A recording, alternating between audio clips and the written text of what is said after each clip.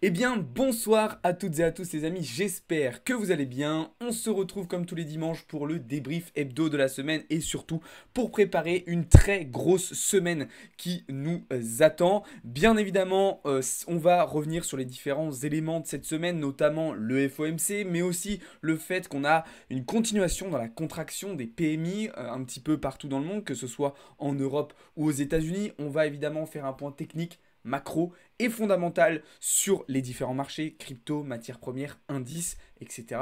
Et puis surtout, on va préparer au mieux la semaine qui nous attend. On va finir le mois de septembre en beauté, comme je vous le disais à l'instant, avec beaucoup de catalyseurs à nouveau. Donc il va falloir préparer ça de la meilleure des manières possible. Juste avant de commencer, comme d'habitude, je vous invite à vous abonner si ce n'est pas déjà fait, à partager, à liker, à commenter et surtout à nous rejoindre dans le serveur Discord.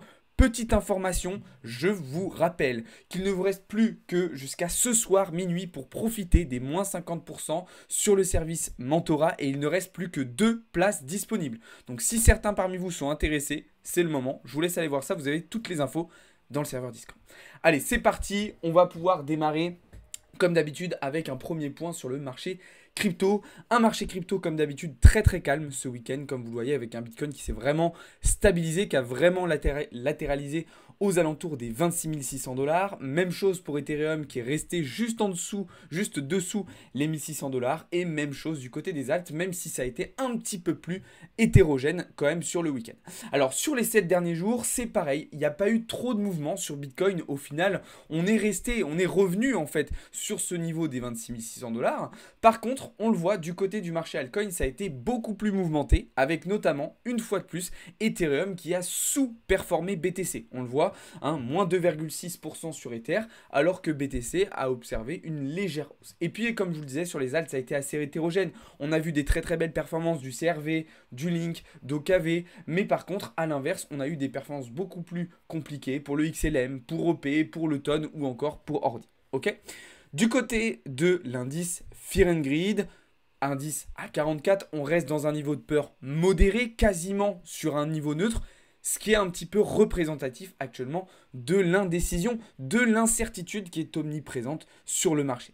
Du côté des ratios long-short, pas tellement de changement de ce point de vue-là. On est toujours à peu près sur des ratios à 63, 35, 36 pour les shorts. Voilà, ça reste à peu près sur ce niveau d'équilibre, même si on s'était un petit peu rapproché des 50-50 au cours de la semaine.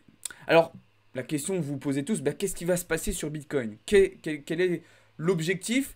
Quelle est la direction que va prendre le BTC sur cette fin de week-end et potentiellement sur le début de semaine ? Alors, il y a plusieurs éléments qui vont nous permettre justement d'arriver à une conclusion et d'obtenir une réponse à cette question. Bien que ce soit une question qui n'est pas facile à répondre, bien évidemment. Alors, la première chose qu'on va noter ce soir, c'est de nouveau, comme tous les dimanches, une nouvelle hausse de l'open interest. D'accord ? C'est quelque chose qu'on observe quand même assez régulièrement en ce moment, et on l'a vu et on le sait, une hausse soudaine de l'open interest veut potentiellement dire qu'on peut s'attendre à un mouvement sur le cours du Bitcoin. Je m'attends donc potentiellement sur cette fin de week-end, sur ce dimanche soir, à un scam pump, okay, ou en tout cas un mouvement qui sera pour moi un mouvement piège, ou alors ça sera seulement demain à la réouverture en fait des marchés financiers traditionnels. Pour le moment, les fundings sont toujours dans le positif. On peut noter le fait qu'on avait eu un petit peu de rachat sur les CVD, mais on est sur une continuation en fait de delta négatif, donc avec des volumes vendeurs qui sont plus importants, plus quantitatifs en fait que les volumes acheteurs. D'accord ? Donc c'est surtout du côté de cet open interest que je reste attentif, qui peut potentiellement annoncer un mouvement plus important à venir. Bien évidemment, un autre élément de réponse qui peut nous permettre d'anticiper ce qui va se passer sur Bitcoin dans les prochaines heures, ce sont les maps de liquidation. Vous savez, ce sont des outils que j'utilise très régulièrement et qui m'apportent des confirmations au vu de mon analyse. Là, on voit très clairement qu'à très court terme, on est vraiment sur une map à très court terme, la majorité de la liquidité, elle se situe plutôt au-dessus de nous, aux alentours des 26 600 $. D'accord ? C'est quelque chose qu'on peut aussi observer en regardant justement l'order book, où on observe beaucoup d'ordres en attente, justement en direction de ces 26 600, 26 700 $. Alors concrètement, quel est le scénario que je prévois pour les prochaines heures ? C'est celui-ci, celui que vous voyez en orange. Alors vous ne le voyez pas encore en entier parce que je vais dézoomer après pour que vous compreniez un petit peu ce qui se passe. Mais à court terme, la première étape pour moi, ça va être de venir combler cette FVG en H1, justement, en direction des 26 700 $, d'accord, voire même un petit peu au-dessus. La deuxième étape, pour moi, qui sera très très importante et dont je vous parle depuis plusieurs jours, ça va être de venir swap, en fait, ses plus bas, récupérer la liquidité. On voit qu'ici, on a laissé un équal low. On voit qu'ici, on a un order block. Et à partir de ce moment-là, on pourra repartir vers le haut, vers les 27 500 $, et même un petit peu au-dessus, pour swap ses précédents plus hauts, récupérer tous les ordres qui sont en attente. Je vous rappelle, on a une grosse quantité d'ordres ici à 27 000 $, mais on en a encore plus. Regardez, si je monte, regardez tous les ordres qu'on a en attente. Ok? Donc, on a beaucoup de choses à revenir chercher. D'accord? Et une fois qu'on aura récupéré tout ça, eh bien, on pourra enfin entamer la vraie leg baissière pour retourner vers nos objectifs initiaux à 25 300 $, où on a laissé une grosse zone de FVG en 4 heures. Bien évidemment, potentiellement, cette dernière leg baissière pourrait se prolonger en direction des 22 000 $ si justement ce support des 25 300 $ ne tient pas. Ça, on aura potentiellement des réponses dans la semaine ou en tout cas dans les semaines qui vont suivre. D'accord? Donc bien évidemment, ceci n'est pas un conseil en investissement. Bien évidemment, vous savez bien, je n'ai pas de boule de cristal, je n'ai pas de certitude, mais c'est selon moi le scénario qui a le plus de probabilité de se réaliser. En tout cas, c'est celui que je vais privilégier. Alors comment je vais pouvoir me positionner ici dans ce setup?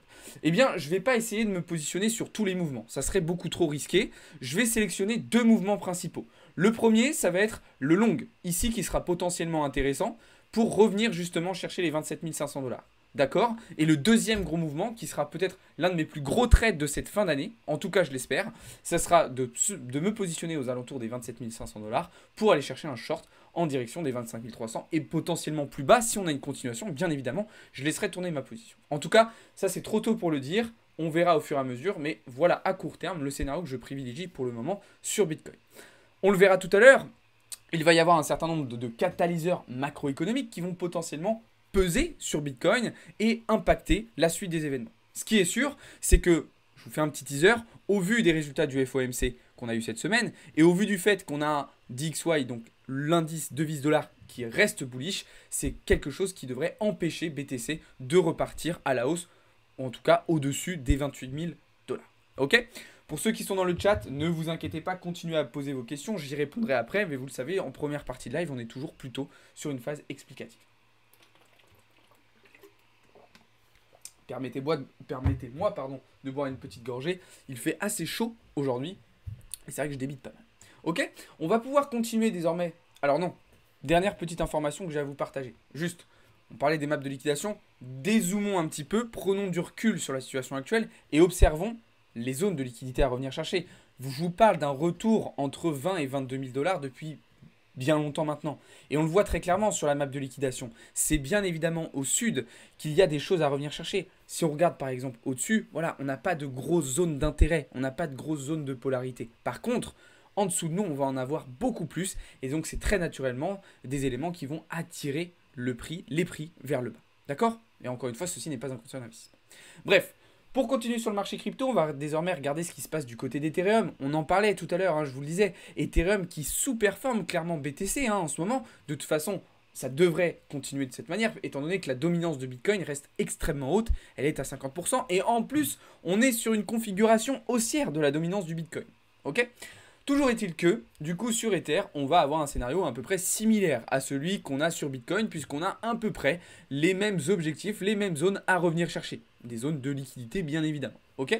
Donc, même chose, une petite impulsion haussière à court terme pour venir chercher de la FVG.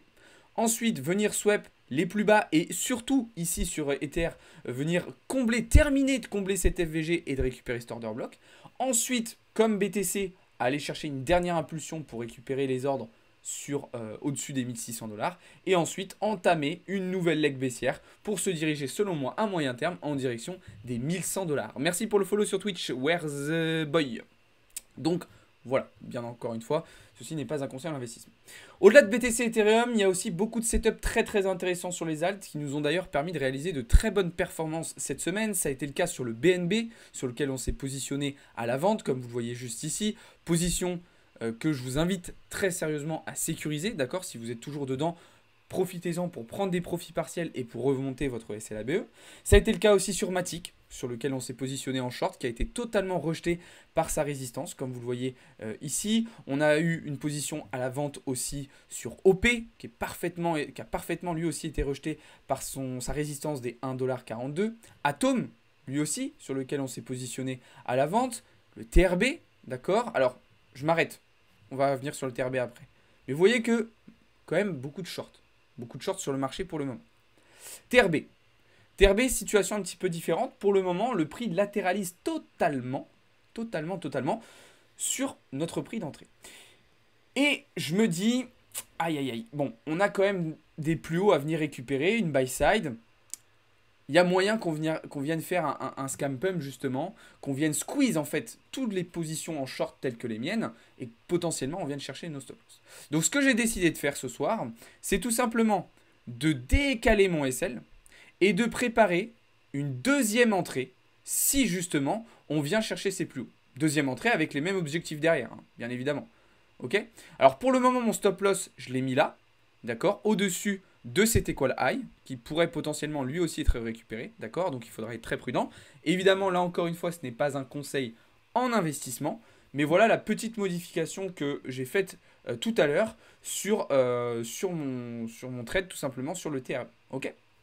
Ensuite, on continue avec le link sur lequel du coup on s'est positionné en short plus tôt dans la journée. Donc là, très très belle réaction avec une jolie bougie d'avalement baissière en 1 heure, ce qui devrait très naturellement nous permettre de venir chercher nos objectifs, donc en direction des 6,79$. Vous voyez que parfaitement dans la zone de TE, on a une FVG à venir récupérer et puis bien évidemment de la liquidité sous ses plus bas. On termine avec le FET, du coup, sur lequel on est toujours en position. Donc là, je rappelle que c'est une position en swing, malheureusement, qui ne se passe pas très bien pour le moment. On est un petit peu dans le rouge. Donc voilà, pas de changement. On reste dans le plan, on suit le scénario, on suit nos objectifs. Tout a été calculé et anticipé, donc pas de changement de ce point de vue-là. Il faut être patient, c'est un scénario 12 heures, c'est un trade en swing, encore une fois. Donc pas de précipitation. D'accord? Alors, je prends la question Xarlac dans le chat. Et si le BTC monte plus que ce que tu as prévu, genre aller chercher au-dessus des 27 400? Alors déjà, je le vois aller au-dessus des 27 400. Hein. Comme je vous l'ai expliqué tout à l'heure, le BTC, pour moi, je le vois aller à 27 500, voire même un petit peu au-dessus, dans tous les cas. Comment tu vois le scénario? Voir les 30K peut-être. Alors pour moi, les 30K, non.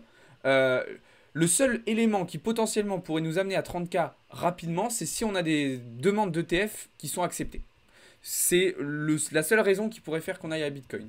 En tout cas, même si on passe les 27 500, on aura avant ça des résistances importantes, notamment 28 et 28,7 à casser et ça ne sera pas une mince affaire. En tout cas, si ça arrive, dans ce cas-là, on repartira sur une nouvelle base, on prendra du recul, on se reposera des questions et on mettra en place un nouveau scénario, d'accord, de nouvelles idées et potentiellement de nouvelles prises de position. En tout cas, pour le moment, c'est ce scénario-là qui est privilégié. Mais c'est une très très bonne question. Donc voilà ce que je pouvais vous dire sur le marché crypto, les amis. J'espère que j'ai été plutôt clair. En tout cas, tous ces trades qui nous ont permis de réaliser de belles performances. On fera un point sur les résultats de la semaine un petit peu plus tard. On va désormais se pencher sur les marchés financiers traditionnels. Et bien évidemment, on va faire un point économique, macroéconomique et microéconomique, en commençant par revenir sur le FOMC de mercredi, durant lequel donc la Fed a décidé de maintenir ses taux d'intérêt directeurs à 5,5%. D'accord? Donc première pause depuis plusieurs mois maintenant dans la politique monétaire de la Fed actuelle, qui était une hausse des taux d'intérêt directeurs depuis, vous voyez, hein, depuis environ l'été 2022. D'accord? Alors on avait eu une première pause ici, au mois de mars dernier, mais on est toujours évidemment en tendance haussière. Vous voyez ici les taux terminaux de la Fed. Enfin, toujours est-il que, donc mercredi, la Fed a décidé de stopper sa hausse des taux d'intérêt directeurs en maintenant ses taux à 5,5%. Alors attention, ne vous faites pas leurrer, ce n'est qu'une simple pause. Et bien évidemment, la Fed va très probablement de nouveau rehausser ses taux d'intérêt directeurs d'ici la fin de l'année 2023. On le voit notamment pour les estimations du 13 décembre prochain, d'accord, où on voit très clairement l'existence de cette probabilité à quasiment 40% d'une nouvelle hausse des taux d'intérêt directeurs et très certainement cette probabilité devrait gagner du terrain au fur et à mesure des semaines. D'ailleurs, on aura sans doute pas mal de réponses dès la semaine qui va arriver puisque on aura des résultats justement de l'inflation. On y reviendra juste après.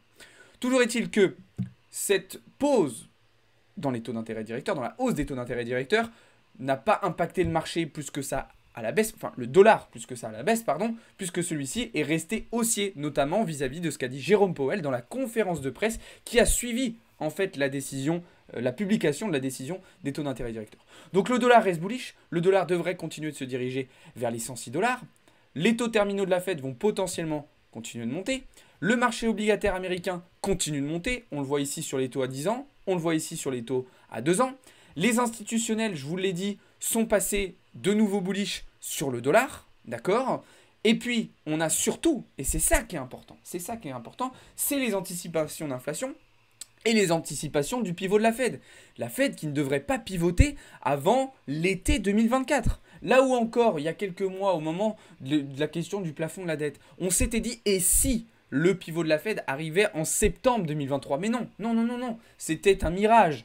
Bien évidemment, la Fed ne devrait pas pivoter, sauf gros retournement de situation, avant l'été 2024. Donc, potentiellement, une fois qu'on aura eu le halving du Bitcoin, et donc ça sera un autre élément supplémentaire qui nous permettra potentiellement de lancer un nouveau bull market. Toujours est-il qu'actuellement, la situation reste extrêmement compliquée. On a le prix notamment du pétrole qui continue d'être extrêmement haut et donc qui empêche bien évidemment l'inflation de baisser. Le fait que les taux à 10 ans, donc, le marché obligataire soit aussi élevé, bien évidemment, c'est problématique pour la maîtrise de l'inflation, et en tout cas pour ramener l'inflation sous les 2%, puisque, je vous le rappelle encore une fois, mais l'objectif de la Fed, ce n'est pas juste de ramener une fois l'inflation à 2%, c'est bien, pendant plusieurs mois, d'avoir une stabilisation de l'inflation entre 1 et 2%, hein, je vous le rappelle quand même, ok ? Donc, voilà, déjà, première chose à dire, ok, d'un point de vue macro sur les marchés américains. Donc, le dollar reste bullish, et là où il faut être très prudent, c'est du côté des indices. Pour moi, sur les indices boursiers américains, on est en train de casser des supports très très importants sur du daily, sur du weekly. Que ce soit sur S&P 500, sur Dow Jones et sur Nasdaq. Alors la semaine dernière, je vous disais que potentiellement on allait avoir un rebond de ces indices. J'y crois de moins en moins. Salut Step au Stop. Même si les analyses tablent sur un rebond des valeurs technologiques, ça me paraît quand même compliqué. Alors pour le moment, S&P 500 tient encore son support. Hein. Vous voyez, gros support daily sur lequel on est en train de travailler actuellement. Pour le moment, S&P 500, il le tient toujours, son support. Mais pour combien de temps ? Telle est la question. En tout cas, il y a une pression qui s'accentue sur les marchés financiers et qui pourrait entraîner justement la cassure de ces supports. En tout cas, on n'a absolument aucune certitude sur le fait qu'on aurait de nouveau une réaction sur ces niveaux-là. De son côté, le Dow Jones, selon moi, est passé vendredi en clôture sous sa zone de support daily et donc inversion de structure qui pourrait arriver dans les prochaines semaines et entraîner un retracement en direction des 29 000 points pour le Dow Jones. Pour le Nasdaq, même chose, on a été rejeté et on a cassé ce niveau important et on devrait selon moi se diriger vers le prochain support daily en direction des 13 700 points. Merci beaucoup Zach Crypto pour ton raid. Merci beaucoup. Merci pour ce petit raid. Bienvenue à tous ceux qui arrivent sur le live. Je vais continuer et puis je répondrai à toutes vos questions après. Mais du coup, bienvenue à tous ceux qui arrivent.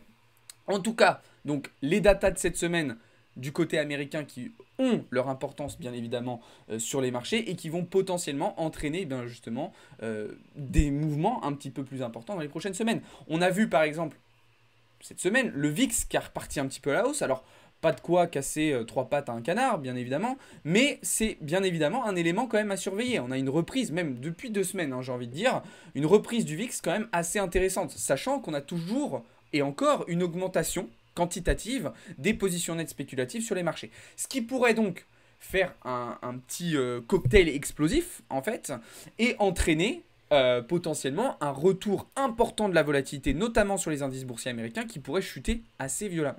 D'accord ? Salut Zach Crypto, encore merci à toi hein, pour ton raid, ça fait vraiment super plaisir. Merci beaucoup et bienvenue à tous ceux qui arrivent du coup sur le live. Donc voilà. Alors la Fed n'a pas été la seule cette semaine à stopper la hausse de ses taux d'intérêt directeurs. Étonnamment, la Banque centrale du Royaume-Uni, la Banque centrale suisse ont aussi pris cette décision de maintien des taux. D'accord ? Mais ce n'est pas les seuls puisque la Banque centrale japonaise a aussi pris cette décision. Et je vous avais dit que ça allait être potentiellement une data très très importante à prendre en compte puisque ces banques centrales se battent un petit peu depuis plusieurs mois pour limiter la dévaluation de leur devise face au dollar. Si vous regardez le JPY, si vous regardez le GBP USD, on pourrait même parler de l'euro, toutes ces devises-là se dévaluent face au dollar depuis plusieurs mois maintenant. Regardez, GBP USD. Ok, on va prendre le GBP USD. Depuis plusieurs mois, depuis le mois de juillet, on est en chute libre. Désolé, il y a plein de trucs sur mon graphe, c'est tous mes trades, etc. Ok, l'USD JPY, il ne fait que de monter, donc ça veut dire qu'on a une dévaluation du JPY face au dollar. Et si on regarde l'euro USD, bah de toute façon, vous le savez, on est en short dessus, c'est pareil, il se dévalue face au dollar depuis quelques mois maintenant. D'accord? Donc toutes ces banques centrales-là sont en train de se battre, en fait, contre cette dévaluation. Et donc, bien évidemment, toutes ces décisions-là, elles vont avoir un impact sur ces devises-là. Mais nous, ce qui nous intéresse particulièrement, c'est la décision de la Banque Centrale Européenne qui, elle, il y a 2 semaines, du coup, a décidé de rehausser encore une fois ses taux d'intérêt directeurs pour contrôler l'inflation, mais donc en risquant d'enfoncer en fait l'Union européenne dans une récession. Et c'est d'ailleurs le sujet dont on a parlé cette semaine et qui s'est confirmé justement cette semaine avec les résultats des PMI. D'accord? C'était une data dont on avait déjà parlé il y a quelques semaines maintenant, d'accord? Où je vous avais dit que dans beaucoup de pays du monde, on s'approchait de phases de contraction sur les PMI, d'accord? Donc ça a été le cas aux États-Unis, ça a été le cas au Canada, ça a été le cas dans nombreux pays européens, et ça s'est confirmé encore cette semaine. Alors, aux États-Unis, on reste au-dessus encore des 50. On reste encore au-dessus des 50. Donc ça veut dire qu'on est encore en phase d'expansion économique sur le secteur service. Mais plus ça va, plus on tend à passer sous les 50. À l'inverse, du côté... Enfin, à l'inverse, c'est pas vraiment à l'inverse, mais en Europe, on est déjà passé sous les 50, donc déjà en phase de contraction économique dans les secteurs des services, dans le secteur des services. Et donc tout ça, bien évidemment, va pousser, entraîner l'Europe dans la récession, et pourrait potentiellement, en 2024, amener les États-Unis en récession. Pour le moment, le risque récessionnaire, grâce au soft landing, semble fonctionner, et donc pourrait permettre justement aux États-Unis d'éviter cette récession, mais peut-être pas éternellement. D'accord? Donc pour revenir à ce que je disais, donc du côté européen, on va aussi très naturellement avoir un œil sur ces indices européens, et notamment sur le CAC et sur le DAX, vous le savez bien, qui sont selon moi dans des configurations baissières et sur lesquelles justement on s'est positionné il y a quelques mois maintenant avec des objectifs de retracement.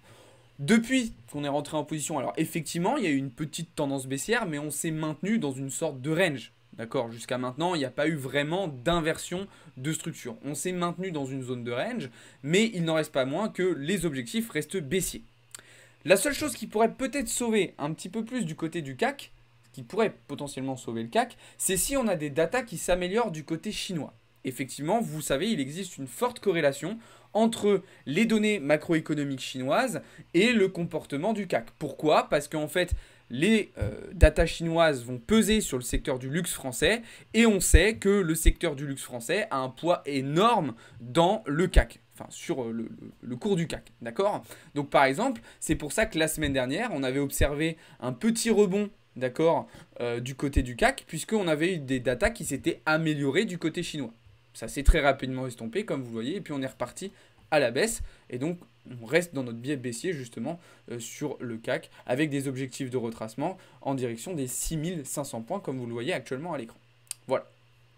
Ça, c'est ce qui s'est passé cette semaine. La semaine qui arrive maintenant va être elle aussi très très importante, puisqu'on va faire face à de nombreux catalyseurs macroéconomiques qui vont potentiellement apporter de la volatilité à nouveau sur les marchés et se faire réaliser un certain nombre de scénarios qu'on a évoqués jusqu'à maintenant.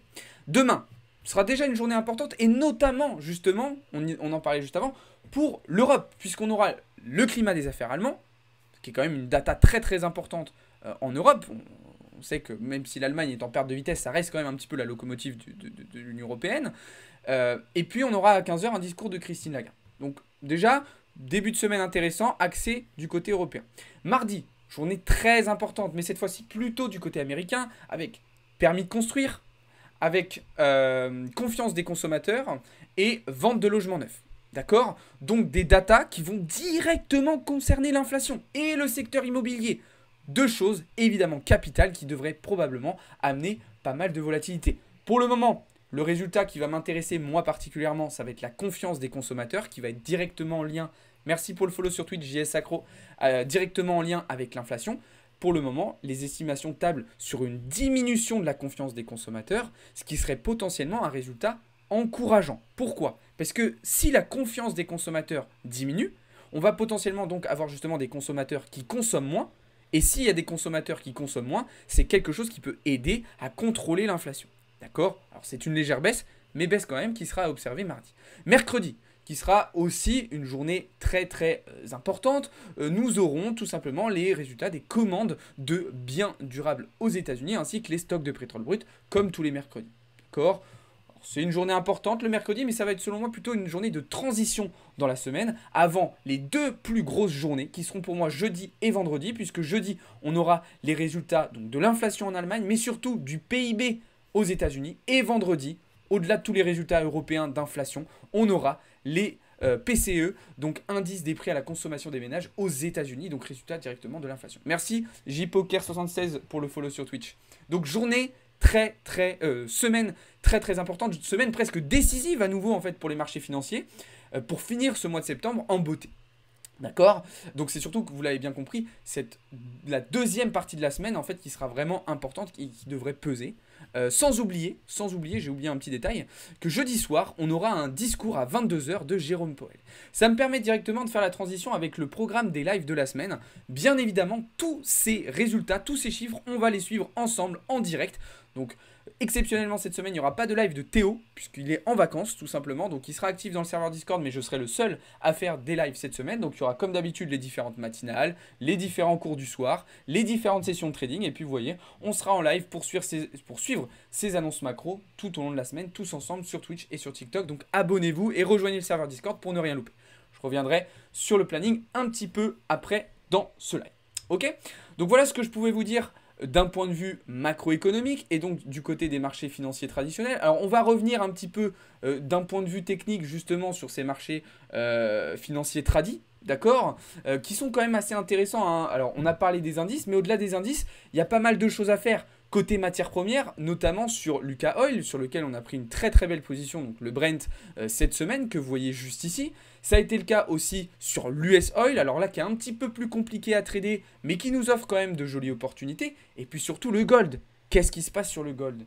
Qu'est-ce qui se passe sur le gold? On a observé une décorrélation inversée du gold vis-à-vis du dollar. Vous savez que en règle générale, on a une corrélation inversée. C'est-à-dire que quand le dollar monte, généralement, le gold, comme tous les cross-assets, a tendance à baisser. Et cette semaine, alors ça n'a pas été systématique, mais par moment, on a eu l'inverse. C'est-à-dire que le gold se mettait à suivre un petit peu le dollar. Alors qu'est-ce qui s'est passé? Moi je pense que déjà en première partie de semaine, il y a potentiellement un bon nombre d'investisseurs qui se sont hedgés sur le gold en prévision du FOMC. Et je pense qu'il y a aussi d'autres datas sous-jacentes dont on n'a pas encore connaissance qui expliquent ce comportement un petit peu particulier de l'or. En tout cas, toujours est-il qu'il va falloir le surveiller. À court terme, personnellement, je suis toujours dans l'attente d'un retour sur la structure des 1908 points. Mais l'or qui va nous offrir, selon moi, encore de belles choses dans les jours à venir. Ok? Donc voilà. Pour le marché Forex, comme je vous l'ai dit tout à l'heure, on reste en short sur EURUSD. On reste en long sur le GBP-UED. Alors début de trade un petit peu compliqué sur le GBP-UED, comme vous le voyez. Je pense qu'on devrait se diriger vers la FVG qu'on n'avait pas récupéré fin juillet. Et donc potentiellement, eh bien, sur ces niveaux-là, on pourra faire une nouvelle entrée en longue avec du coup les mêmes objectifs donc de retour en direction des 2 dollars pour la livre sterling face au dollar australien. Voilà, je pense avoir fait un bon petit tour des marchés, je pense avoir fait un bon petit tour des choses que j'avais à vous dire aujourd'hui, mais ce n'est pas fini, j'ai encore quelques petites informations à vous donner, ne vous inquiétez pas, et puis après, je répondrai à toutes vos questions, d'accord? Alors juste pour prendre ta question, Loïs, concernant le gold, à court terme, je suis dans l'attente d'un retour sur cette structure. Alors attention, ça ne veut pas dire que je short le gold, pas du tout. Ça veut dire que je vais attendre que le gold vienne travailler à nouveau cette zone pour prendre une décision. Soit repartir à l'achat en direction des 1950 $, soit, si cas sur il y a, partir en short pour venir chercher cette poche de liquidité avec un double écho à l'eau en direction des 1880 points. Voilà. Mais attention, ça veut pas dire que je short maintenant le gold. Attention. Et je précise évidemment une nouvelle fois que ceci n'est pas un conseil en investissement. Ok? Alors, on va pouvoir désormais faire un petit point sur quelque chose d'important, qui est très important que j'ai à vous dire aujourd'hui. Je vous en ai parlé un petit peu dernièrement. Je suis en train de backtest depuis plusieurs semaines maintenant une stratégie sur le gold. Alors, je la backtest évidemment en compte démo, hein, puisque je fais pas, quand je backtest des stratégies, alors excusez-moi, c'est en train de charger sur FTMO, mais quand je backtest des stratégies, en fait, je le fais toujours sur des comptes démo, bien évidemment, c'est toujours mieux de faire ça. Et donc, ça fait plusieurs semaines que je suis en train de travailler cette stratégie et je vais bientôt vous la partager. Donc, par exemple, vous voyez, cette stratégie, je l'ai utilisée cette semaine sur le gold, sur un compte PropFirm, donc à 50 000 $, d'accord. Et donc, ça m'a permis eh bien, de valider le challenge PropFirm en l'espace de quelques jours seulement, d'accord. Je crois que j'ai tradé, voilà. Vous allez voir juste ici, voilà, j'ai tradé 2 jours et grâce à cette stratégie que je suis en train de mettre en place, que je suis en train de backtester, ça m'a permis de valider tous les objectifs du PropFirm en seulement 2 jours de trade. Donc vous voyez, j'ai pris 36 positions en 2 jours, 91% de win rate, un share ratio de 1.21 et un profit factor de 41.06. D'accord. Donc stratégie que je vais vous partager très bientôt sur le serveur Discord. Je suis en train de terminer un petit peu tout ça, de tester différentes choses. Mais jusqu'à maintenant, je vous le montrerai aussi dans la semaine sur un autre compte. J'ai réussi en l'espace de 6 mois grâce à cette stratégie à faire un x2 sur un compte à 50 000 $. Je l'ai passé à 100 000 $. Donc voilà, je vous partagerai tout ça dans le serveur Discord très prochainement. Je termine juste quelques petits détails, mais c'est pour vous dire que ça fait vraiment un moment que je travaille sur ça et que voilà, les efforts ont payé et que ça se passe très très bien. En parlant de résultats, il est temps désormais de revenir justement sur les résultats de la semaine. Résultats qui ont été très très bons, d'accord. Un seul petit résultat dans le rouge cette semaine, c'est sur le compte principal de l'entreprise sur lequel je trade, moins 3,14%. Un petit peu trop d'exposition au risque sur ce compte cette semaine, mais sinon on est sur des très très bons résultats. Plus 5,73% pour les membres du VIP, plus 2,21% pour les membres du copy trading, plus 4,6% sur le challenge et plus 14% pour les membres du mentorat. D'ailleurs, j'en profite pour vous rappeler que ce soir, l'offre de moins 50% sur le service mentorat se termine à minuit. D'accord. Donc il ne vous reste plus que quelques heures pour en profiter et surtout il ne reste plus que 2 places. Donc si ça vous intéresse, profitez-en. Fin de l'offre, fin des moins 50% ce soir. Et donc pour ceux qui ne connaissent pas, je rappelle que dans ce service-là, on vous accompagne de A à Z jusqu'à ce que vous soyez capable vous-même de valider vos propres challenges PropFirm, d'avoir vos propres certifications. D'accord. Donc il y a toute l'équipe, tout le département trading qui travaille avec vous pour que vous atteigniez vos objectifs. Mais en tout cas, à nouveau, une très très belle semaine chez Blockchain Capital. Encore une fois, vous pouvez voir tous nos résultats hebdomadaires dans la partie résultats. Et puis une fois par mois, je vous partage aussi mon track record pour que vous puissiez voir un petit peu mes résultats en détail. D'accord. Alors comme je vous le disais, je vais revenir pour finir et vous inquiétez pas, après vraiment je vais prendre toutes vos questions. Je vais revenir donc sur le planning de la semaine prochaine. Chose très très importante, jeudi on accueillera cette fois-ci officiellement Yadek, hein. L'AMA devait être la semaine dernière mais elle a été décalée. Donc là on accueille officiellement l'équipe du projet Yadek. C'est un projet NFT français ultra innovant, ultra intéressant. Et surtout pour ceux qui seront présents sur l'AMA, il y aura des giveaways pendant l'AMA. Donc Yadek qui va offrir des NFT aux membres de la communauté. Donc ça se passe sur le serveur Discord jeudi à 19 h. Ne loupez pas ça. Et puis jeudi, ça sera vraiment une journée exceptionnelle puisque du coup, à 9 h à 21 h 45, on se retrouvera pour une session de trading nocturne. D'accord, j'ai jamais fait ça. Et on suivra évidemment le discours de Jérôme Powell tous ensemble. Donc voilà, une très très belle semaine qui nous attend. Les amis, on a débriefé celle qui vient de s'écouler. On a préparé, je pense, au mieux celle qui nous attend. Voilà, on arrive au terme de cette vidéo. Donc pour ceux qui sont sur les lives, ne bougez pas, je vais prendre toutes vos questions juste après. Pour ceux qui étaient sur la vidéo YouTube, merci beaucoup de l'avoir regardé. Abonnez-vous, partagez, likez, rejoignez le serveur Discord et puis on se retrouve très très vite. Ciao tout le monde, c'était Alex pour Blockchain Capital.